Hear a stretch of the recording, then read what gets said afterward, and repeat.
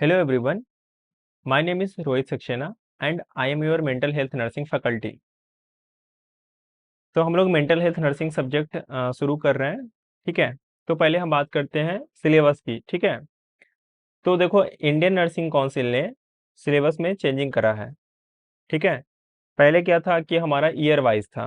BSc nursing करने वाले जो स्टूडेंट थे उनको 4 ईयर के अंदर पूरा कोर्स कंप्लीट करना होता था, जैसे फर्स्ट ईयर से लेकर के फोर्थ ईयर तक। ठीक है, लेकिन अभी क्या है, सेमेस्टर वाइज करके वो चेंज करा गया है। ठीक है, तो मेंटल हेल्थ नर्सिंग किस सेमेस्टर में पढ़ना है पहले आप इसको जान लीजिए। ठीक है, तो पहला देखिए यहाँ पे मेंटल हेल्थ नर्सिंग फर्स्ट। ठीक है, जिसका प्लेसमेंट में फिफ्थ सेमेस्टर लिखा हुआ है, मतलब mental health nursing volume first आपको पढ़ना होगा फिफ्थ सेमेस्टर में। ठीक है, दूसरा है mental health nursing volume two, जिसको आप सिक्स्थ सेमेस्टर में आप पढ़ोगे। राइट, दूसरी चीज है कि जो जीएनएम कर रहे हैं, जो स्टूडेंट जीएनएम की पढ़ाई कर रहे हैं उनको जीएनएम सेकेंड ईयर में ये सब्जेक्ट पढ़ने को मिलेगा।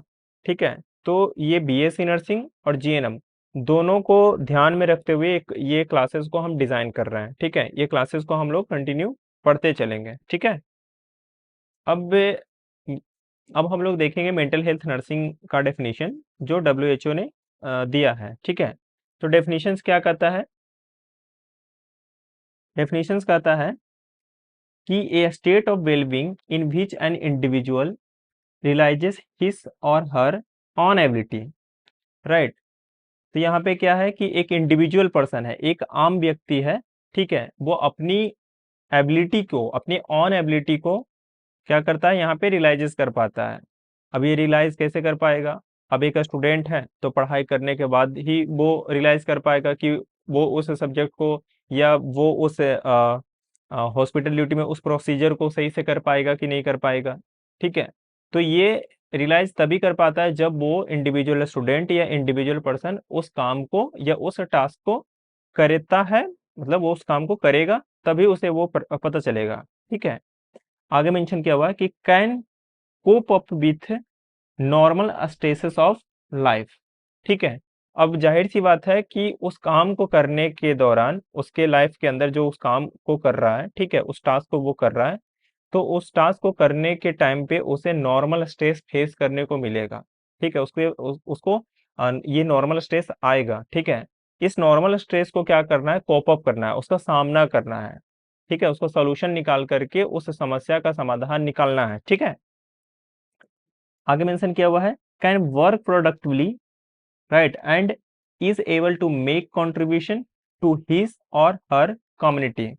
ठीक है, अब यहाँ पे एक बात मेंशन किया हुआ है कि वो इंसान है ना, वो क्या करेगा, अपना कंट्रीब्यूशन जो है, राइट, अपने कम्युनिटी के में जाकर वो अपने कम्युनिटी में देगा। ठीक है, अब जाहिर सी बात है, एक एक एडल्ट बंदा है तो अपने कम्युनिटी के अंदर वो कुछ ना कुछ योगदान दे सकता है।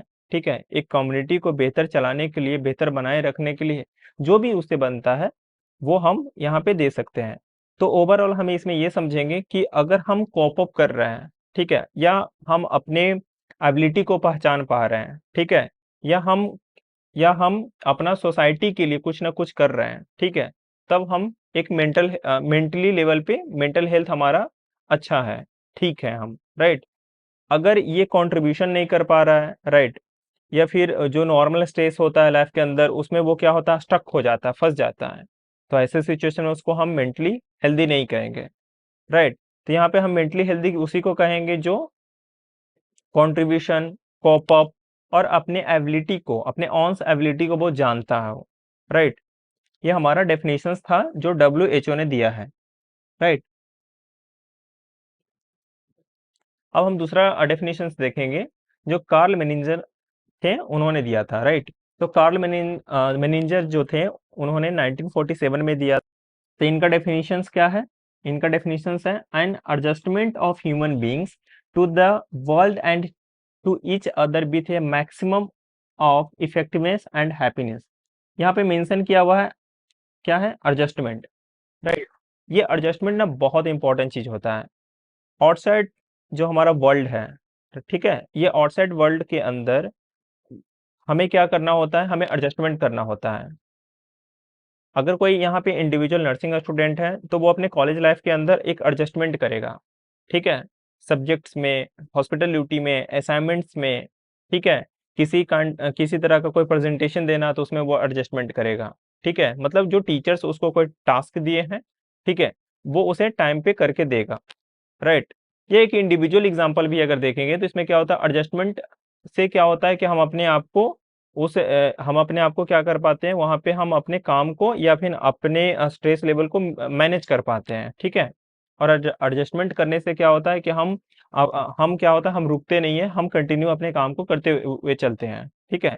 तो अगर आपको ज़्यादा हैप्पीनेस चाहिए, ज़्यादा अच्छे लेवल पे इफेक्टिव और हैप्पीनेस मैक्सिमम लेवल पे चाहिए, तो आपको एडजस्टमेंट करना आना चाहिए, ठीक है। हाँ, एक चीज और आपको बताना चाहते हैं कि यहाँ पे क्या है ना, कि आपको इस बात का ध्यान रखना होगा कि अब कॉलेज के टाइम पे ठीक है, अगर वहाँ पे कोई ऐसा गलत एक्टिविटी हो रही है तो आपको अ, बिल्कुल उसको एडजस्ट नहीं करना है, बिल्कुल उसको एक्सेप्ट नहीं करना है, आपको कंप्लीट नो बोलना है, राइट। तो इस बात का विशेष ध्यान देंगे, ठीक है।